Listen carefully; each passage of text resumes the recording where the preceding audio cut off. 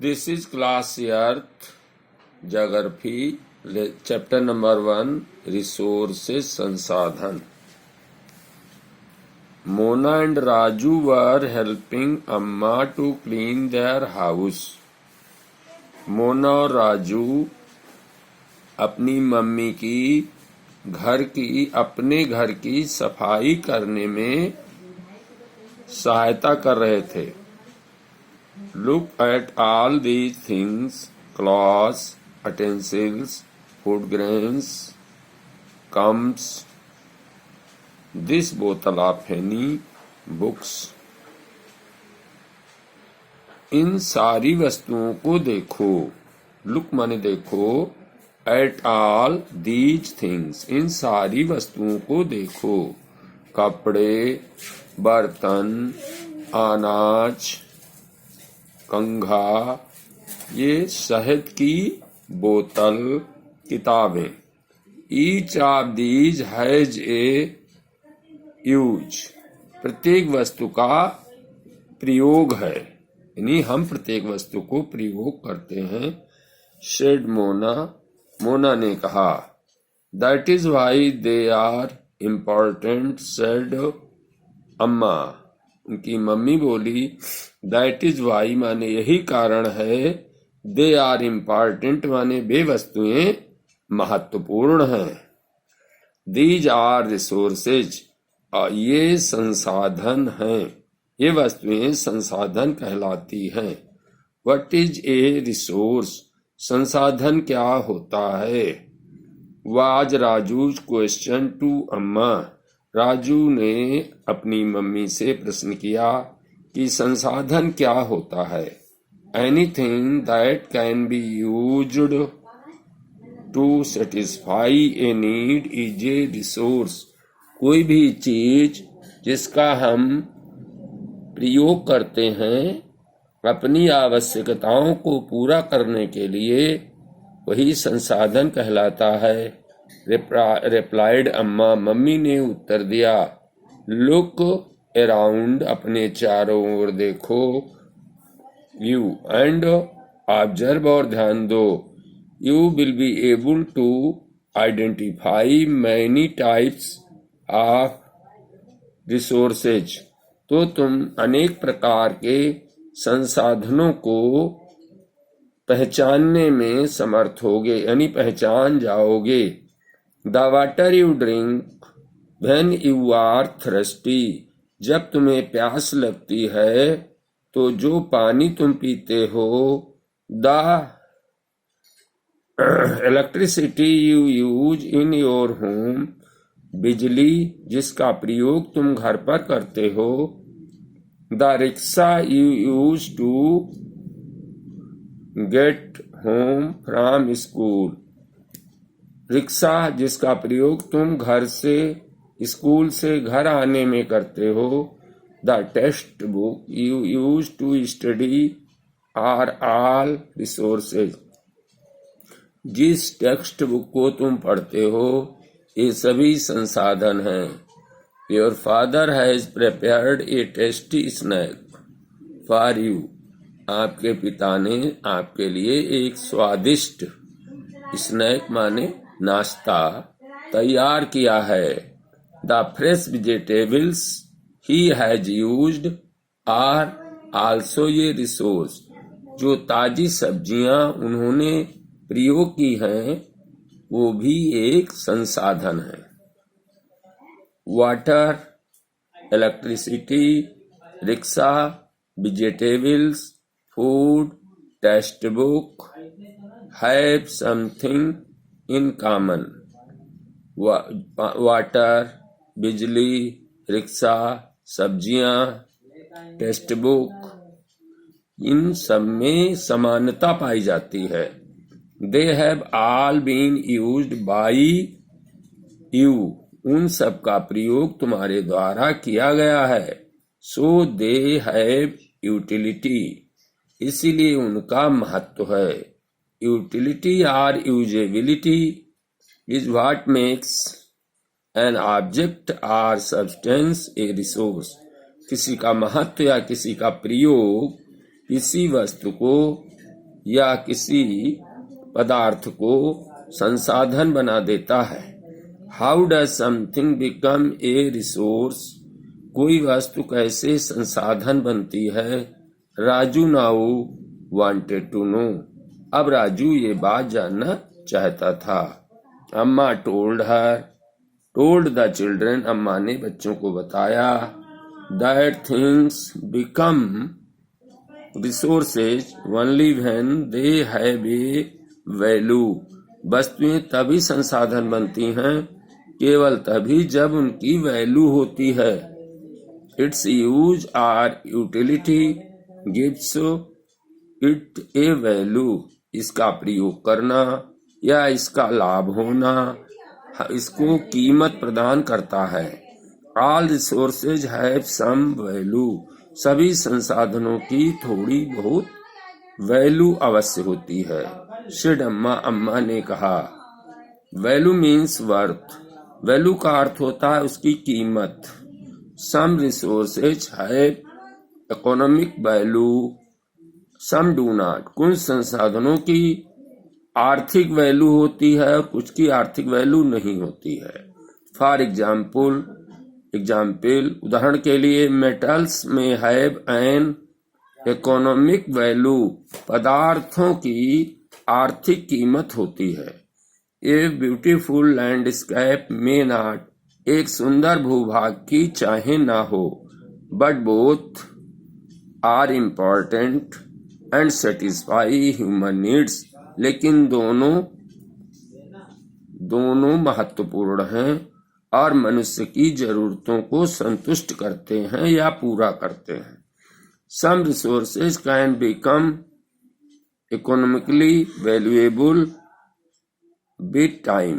कुछ संसाधन समय के साथ साथ उनकी आर्थिक महत्व या कीमत बढ़ जाती है, हो सकती है। Your grandmother's home remedies have no economical value today. आपकी दादी की जो घर में बनाई गई दवाइयां हैं उनकी आज कोई कमर्शियल यानी व्यापारिक वैल्यू नहीं है। But if they are patented, लेकिन अगर उस पे कोई एकाधिकार कर ले, and sold by a medical firm tomorrow, और वो फर्म कल उसको बाजार में मेडिकल स्टोर पर बेचने लगे, they could become economically valuable. तो वे आर्थिक रूप से कीमती या महत्व की हो जाएंगी। Time and technology are two important factors. समय और तकनीक दो महत्वपूर्ण कारक हैं। That can change substance into resource, जो पदार्थ को संसाधन में बदल सकते हैं। Both are related to the needs of the people. दोनों लोगों की आवश्यकता से संबंधित हैं। People themselves are the most important resource. इसलिए मनुष्य स्वयं में एक सबसे अधिक महत्वपूर्ण संसाधन है। It is their ideas, knowledge, inventions and discoveries. ये उसके विचार हैं, ज्ञान है, खोज हैं, आविष्कार और खोजें हैं। That lead to a creation of more resources, जो अधिक संसाधनों को बनाने में सहायक होते हैं। ईच डिस्कवरी और invention leads to many others. प्रत्येक खोज या प्रत्येक आविष्कार दूसरे आविष्कारों को जन्म देता है। The discovery of fire led to the practice of cooking.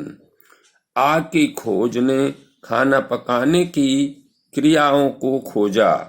And other processes, और दूसरी आग से होने वाली प्रक्रियाओं को खोजा।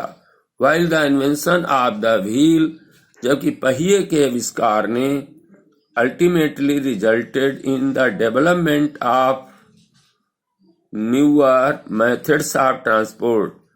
अंततः इसका परिणाम ये हुआ कि नए प्रकार के यातायात के साधन तैयार हो गए। The technology to create hydro electricity had turned energy in fast flowing water into a important resource. जो हाइड्रो इलेक्ट्रिसिटी यानी विद्युत जल विद्युत बनाने की जो तकनीक है, उसने तेज गति से बहते हुए पानी को एक महत्वपूर्ण संसाधन में बदल दिया। Type of resources. रिसोर्सेज होते कितने प्रकार के हैं? Resources are generally classified into natural, human made and human. सामान्य रूप से रिसोर्सेज को हम 3 भागों में बांट सकते हैं: प्राकृतिक, मानव निर्मित और मानव। Natural resources. नंबर 1, प्राकृतिक संसाधन। Resources that are drawn from nature and used without much modification are called natural resources. वो संसाधन जो प्रकृति से हम प्राप्त करते हैं और उनका प्रयोग बिना अधिक परिवर्तन के करते हैं, ऐसे संसाधनों को प्राकृतिक संसाधन कहा जाता है। द एयर वी ब्रेथ, जिस हवा से हम सांस लेते हैं। The water in our rivers, हमारी नदियों में, एंड लेक्स और झीलों में जो जल है। The soil, mineral are all natural resources, और मिट्टी, खनिज पदार्थ, ये सभी प्राकृतिक संसाधनों में आते हैं। Many of these resources are free gift of nature. इनमें से अधिकांश संसाधन प्रकृति ने हमें फ्री में दिए हैं, उपहार में दिए हैं। And can be used directly, उनका प्रयोग सीधे किया जा सकता है। In some cases tools and technology may be needed to use a natural resource in the best possible way. कुछ मामलों में औजार और तकनीकी का प्रयोग करके इसकी जरूरत होती है, ताकि हम नेचुरल संसाधनों का प्रयोग और अच्छे संभव तरीके से कर सकें। Natural resources are classified into different groups. Natural resources को भिन्न भिन्न समूहों में हम बांट सकते हैं, depending upon the level of development and use. पहला, उसका विकास और प्रयोग का लेवल, स्तर। दूसरा, ओरिजिन। तीसरा, स्टॉक और डिस्ट्रीब्यूशन यानी वितरण। पहला, on the basis of their development and use, उसके विकास और प्रयोग के आधार पर resources can be classified into 2 groups. संसाधनों को 2 भागों में हम बांट सकते हैं, actual resource and potential resource. Actual संसाधन और पोटेंशियल संसाधन। Actual resources are those, actual resource वो रिसोर्स कहलाते हैं हुज क्वांटिटी इज नोन, जिनकी मात्रा का हमें पता होता है। These resources are being used in the present, वर्तमान समय में इनका प्रयोग हम कर रहे हैं। The rich deposits of coal in Ruhr region of the Germany. Germany के क्षेत्र में, रूर में कोयले का भंडार। And petroleum in the West Asia, और पश्चिम एशिया में petroleum.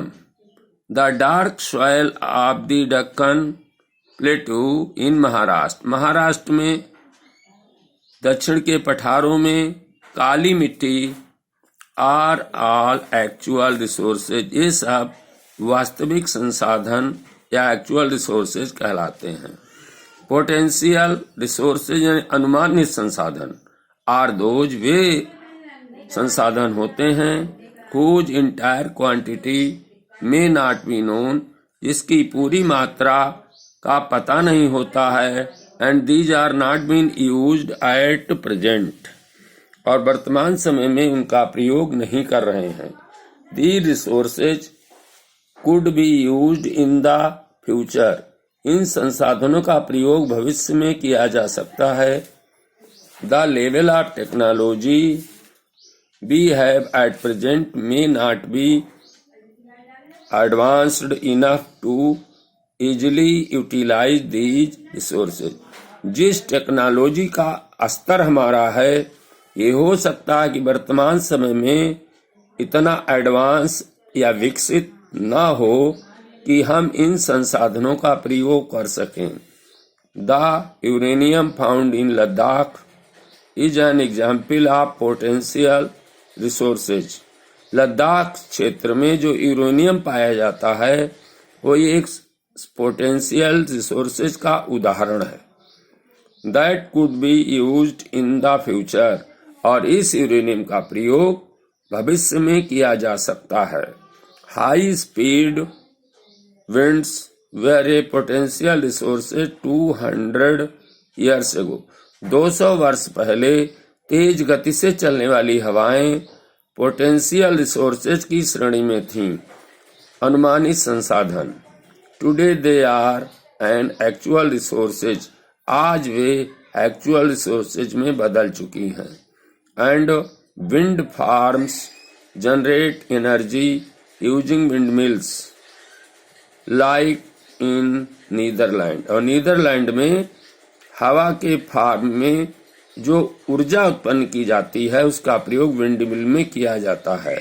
You will find some in Nagercoil in Tamil Nadu on the Gujarat coast, इनमें से तुम गुजरात के समुद्री तट पर तमिलनाडु में नागरकोइल में ऐसे उदाहरण पा सकते हो।